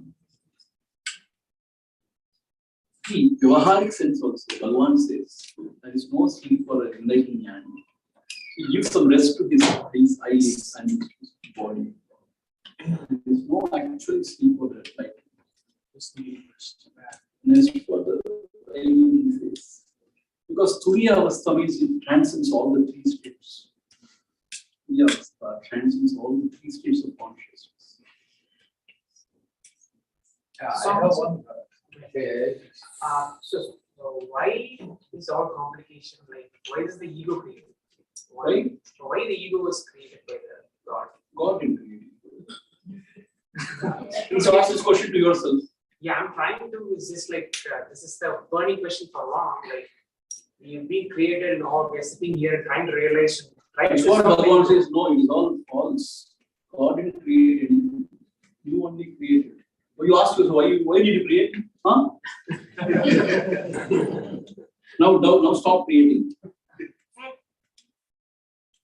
So if everything Like the spider from itself, the web, it weaves the web. Like that, the mind itself is projecting everything. Some of the Upanishads says. Like that, your mind means the mind only. So one question is, We'll take two more questions, then after that, during the sun of sleeplessness.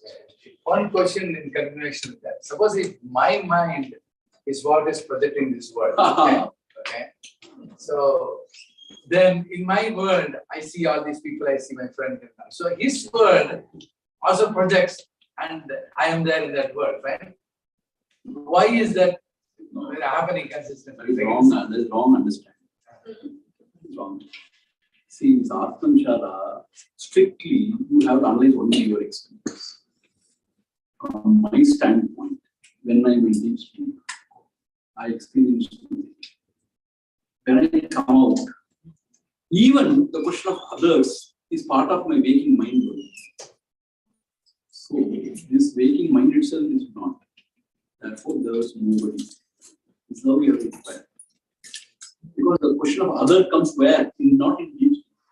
Only in the waking. Waking means what? The mind. Mind is projected. No, but when you say that the world itself is a projection of my mind. That's what, not my mind, I mind. In the deep sleep. See, this is what I'm saying. You should be very scientific in your inquiry. You are not scientific actually. You are very gross in your inquiry. The scientific inquiry means I have to only think about my experience. My experience is what? In deep sleep, I experience nothing. When I come out, if in the dream or in the waking, I see so many things. So even the question of the other person is part of my mind. For example, in the dream, somebody else doing something. When you wake up, will you ask, what happened to that person? Why was he doing that? You will never ask, because that is part of your dream mind.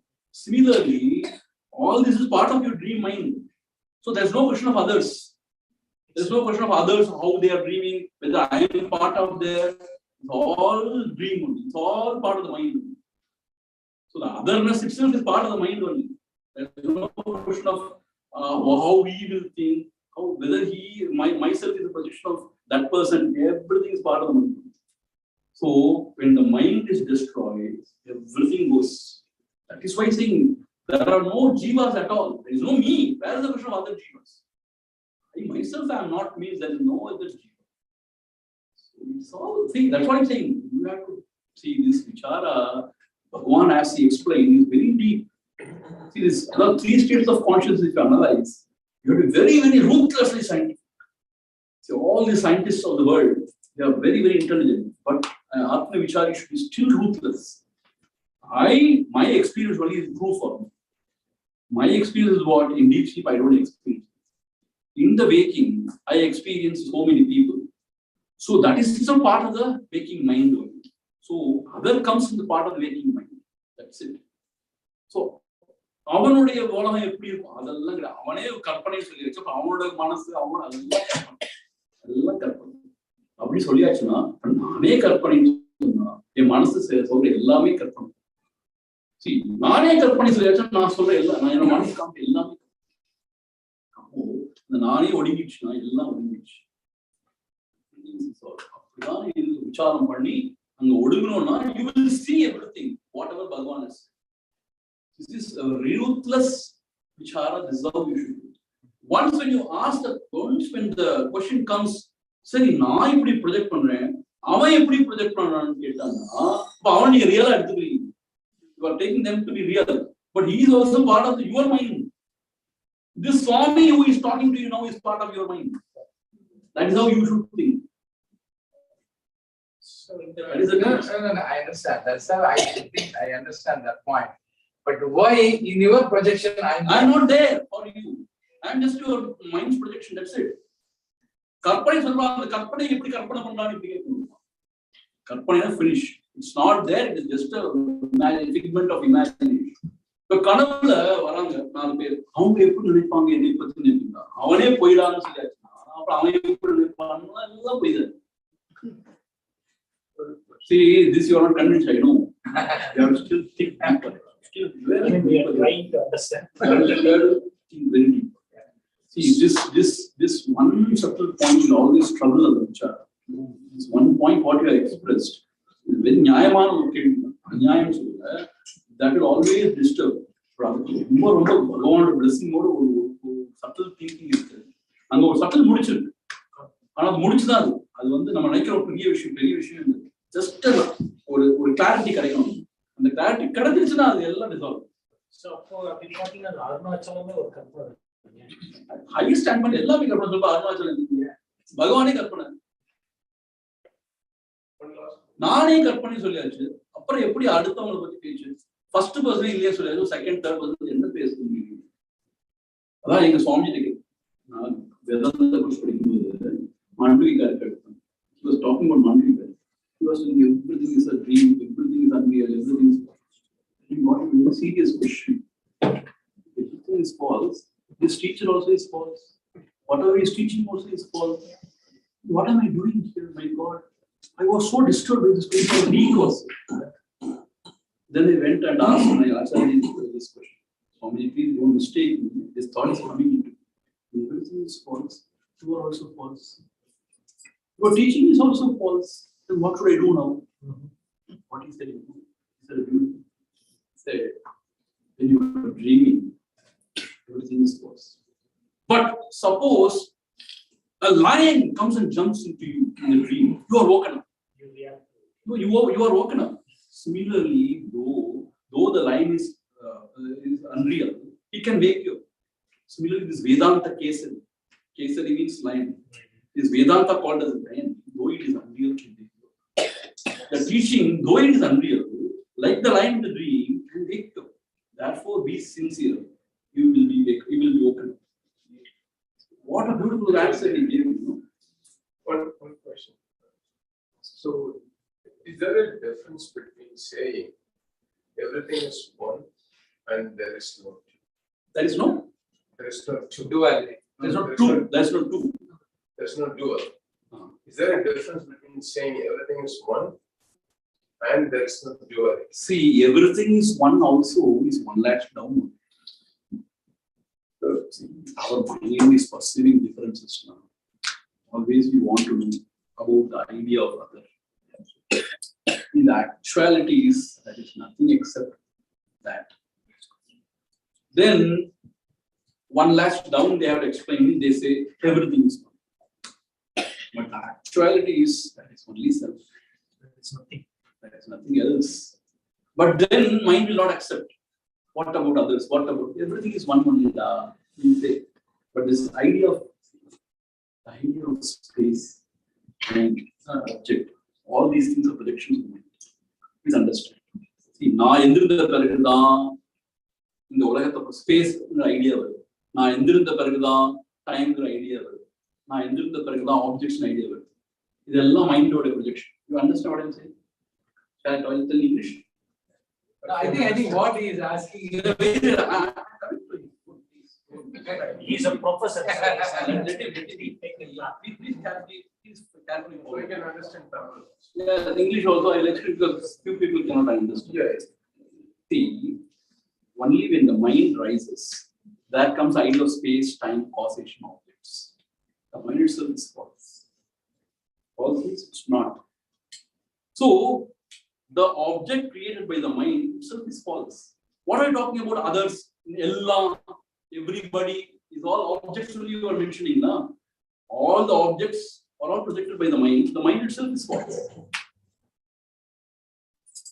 Get the point? Yeah. The space itself is false means what about the objects which are all in the space? Objects are nothing but space and time. Object, yeah. Objects are defined by space and time. The very space and time is the imagination of the mind. Imagination of the mind. So the objects are all imagination of the mind. So when you say all the objects are one, even the concept of all, the time, eternal, everything is part of the mind. See, these are not explained for in between or reality. But space, time, and gravity are properties of the universe, right? So we use them. We use those tools. Yeah, but that's not part of the mind. That's what I'm saying. See, it is not. I'm not questioning it. See, but so gravity is there in the physical world. I'm not questioning that. But the very idea of all these things is part of the mind. See, this is a deep science. lot of thought.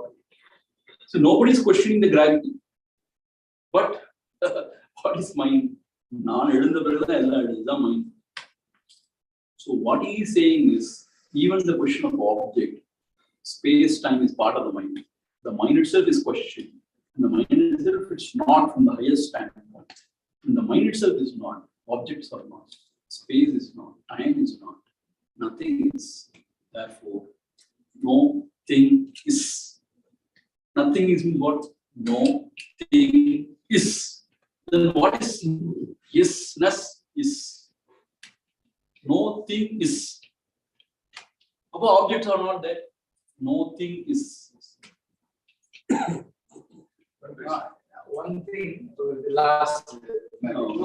So why is not ஏகம் அதாவது ஏகம் ஒன்னு சொல்லாம அத்வைதம்னு சொன்னது எல்லாமே நம்மளுடைய மூளைக்கு வரைக்கும் தான் இருக்கு. Advaitam, not two, not the experience experienced. That's not two, not the experience and the experience. It's just one. One means what? It is just that which is the substratum of the experience and experience. One more, sorry, calling question. So going back to one question. So Bhagavan says, right? If you are there, the world is there. If you are there, God is there. So what we are trying to do here is we are trying to erase you, I, so that nothing is there. So is that right understanding? It is not dangerous.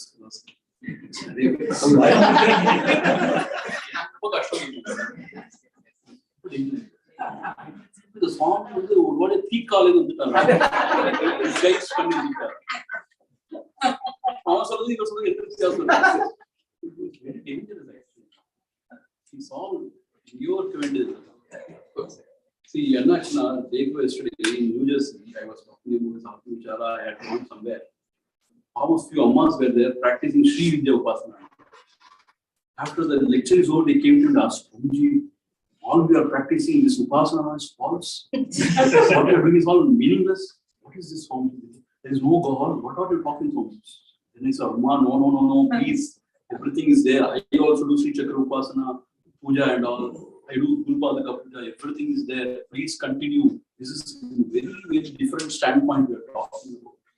So, if you don't understand the strong part, if you lose this also, you are nowhere.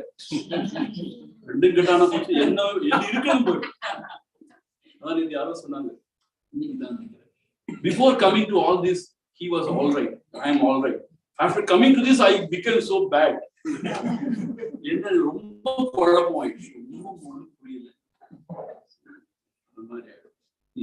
think it is a very dangerous thing. To say God is part of your mind, the dangerous philosophy.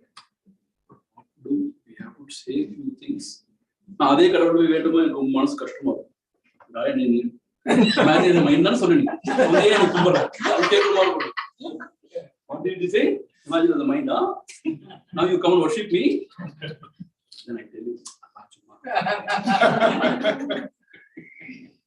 So you are not saying that you didn't kill your eye. We like to Thank you so much. We like to thank everyone for coming. If you have further question, you can contact Swamiji through his website. In the sign up emails, you have Swamiji website name. So also if you need his number, I can provide. He got ashram near Ramana ashram near Arunachalam. 10 kilometers away. 7 kilometers away. So only one more information. Only one for please. See, this is the 10th year of our ashram. So what we are planning, actually this 26th of January, we are going to have a special shrine for our Ambad. Don't ask me where from Ambad came. Special shrine for Karna, right? And the Kumbh is going to happen 26th, and we are having the Mandala Abhishek. What we are planning for the 45 days, we are going to conduct a course which is called as Sri Ramana Sampurna Darshanam. We are going to take all the writings of Bhagavan from Sudhi Panchakam onwards, Upadesam, Ulladinapadu, Dakshinamam, Sotram, Atma Bodham, everything, whatever Bhagavan has written, everything we are going to take and explain in English. So 45 days, morning and evening. So in our ashram, we are going to conduct this class. So whoever wants to know about Bhagavan, means complete works of Bhagavan, that is an opportunity. You can come to our ashram. Online. Wait. Please song. The best thing is January 26th is the Kumbh Abhishek, 28th onwards till March 15th. 45 days we are conducting this course. So we are taking what we are going to do is we are going to explain everything in English, but we are going to take Tamil original Bhagavans and going to explain English because we want to cater everybody, all the people. So like people take Sanskrit words and explain English, no? Like that they are going to take Tamil words, originals, Bhagavan's original writing, and explain English. So for 45 days. Those who cannot attend 45 days, we have split into 3 sessions for the beginners, for the seekers, and for the advanced seekers. Like that, we have sort of formulated the syllabus also. And those who can want to attend 15 days course also can attend.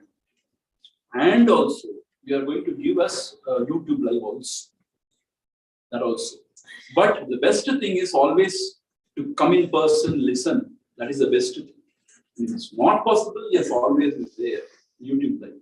So this we are going to do as offering to Bhagavan for the 10th year celebration. So this is my passion. See, Bhagavan has blessed us so much because Tamil, Bhagavan, the philosophy also, some grasp is given. And he has given us some insight about Atma Vichara and everything. So this we want to offer to Bhagavan as my offering to Bhagavan on the 10th year of our ashram. So this is called as Sri Ramana Sampurna Darshan. But whoever wants to come to Tiruvannamala to our ashram and study this, everything is free. We don't want to charge for anything. Food, accommodation, and everything is free. So only 2 classes we are going to conduct, morning and evening, and other times you are free to meditate, do Atma Vicharam, go around the hill, whatever you want. So 45 days if you can dedicate, you will learn everything about God, whatever he has written about God. January 27, 2023, 28th, March 15th. How can we contribute for that? What contribution? Suppose this type of a work like we need a lot of money we need only. See, you know what? Another misconception. Swami means Panama Todakudadu. Then how will we do this? I tell you one thing. We have come to US for the satsang tour. Now the air ticket has got 2 lakhs. 2 lakhs for going and coming. We are sannyasis. We don't pay money. People like you, grahasthas, if you contribute, you're most welcome. How do you contribute? Yeah, see, you contact me. We have got the trust. We have got 2 trusts. So, but the trust cannot accept foreign funds. If you have Indian money, you can give. If foreign means you have to give it to somebody here and then they something like that. All those things can be thought over. If you are willing, you can contact me always. So phone number and all. Swami, in the program of the website and how to contribute the trust account. And also I will send some messages to him. He can circulate around. Okay. So See, that's what I'm saying is, see, please don't have this misconception. I mean, Bhagavan, when he didn't touch money, he was there always in his old state. But when we come out and do this kind of prachara and all, yes, everything is required. So whatever contribution is always welcome. But we don't ask. It's not very good to ask. You always welcome.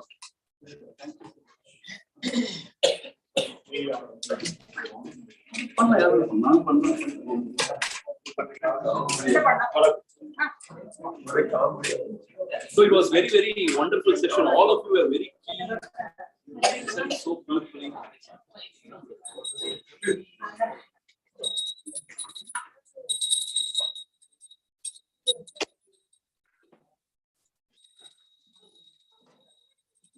Some people joined also online.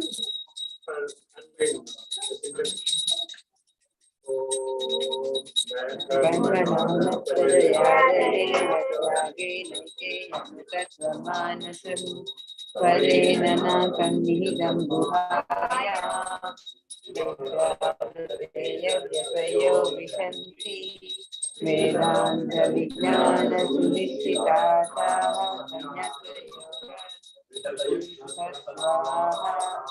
Te Brahma Loke Tu Parantakaale Yanti Sarve Dhanadam Vipapam Parameshma Bhukam Yakundarigam Puramajya Sangasam Tatra Vidhanam Gaganam Suramyam Yo Vedado Svara Prokto Vedanti Cha Pratishtitaha Prakritinasya Samadeshwaraha Varga Svayam Prakasam Varga Varga Ve Shurga Sudatma Shakti Shurga Shurga Ve Varga Svayam Prakasam Varga Varga Ve Shurga Sudatma Shakti Shurga Shurga Ve Yelulagam Jivan Mukti Inbam Pongave Yelulagam Jivan Mukti Inbam Pongave Idayamagum Evanagi Yellam Pongave Idayamagum Evanagi Yellam Pongave Varmanatahande Vardu Papatoliyave Varmanatahande Vardu Papatoliyave Paramasachchidananda Mahapuriyave Paramasachchidananda Mahapuriyave Valga Swayam Prakasam Valga Valgave Shulga Sudatma Shakti Shulga Shulgave Tattilada Nitya Jivam Tattvamogave Tattilada Nitya Jivam Tattvamogave Tanmayatul Chinmayam Talettilangave Tanmayatul Chinmayam Talettilangave Yettidikku Hamsa Sogam Yedralikave